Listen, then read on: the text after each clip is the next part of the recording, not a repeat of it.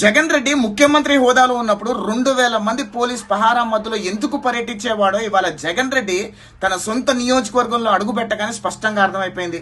పులివెందల ప్రాంత ప్రజలు జగన్మోహన్ రెడ్డిని తన సొంత నియోజకవర్గానికి రానికుండా తరిమి కొట్టే ప్రయత్నం చేశారు అంటే గనక జగన్ రెడ్డి పులివెందల ప్రాంత ప్రజలు కూడా ఏ రేంజ్ లో మోసం చేశాడో స్పష్టంగా అర్థమైపోయింది. ఇప్పుడు వైఎస్ఆర్ కాంగ్రెస్ పార్టీ ఉన్మాదులు, ఉగ్రవాదులు, దాని అనుబంధ బులుగు మీడియా ఛానళ్లు కొత్త విష ప్రచారం మొదలు పెట్టేశారు.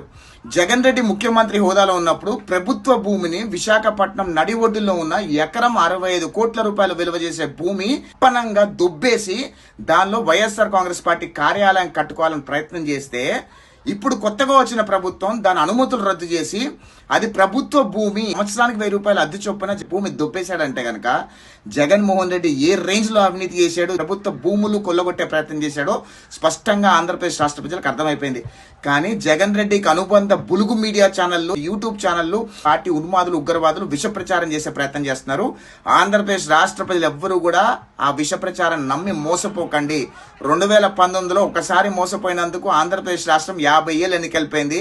జగన్మోహన్ రెడ్డి ఏ రేంజ్ లో ఉగ్రవాది పరిపాలన అందించాడో మనందరం చూసాము.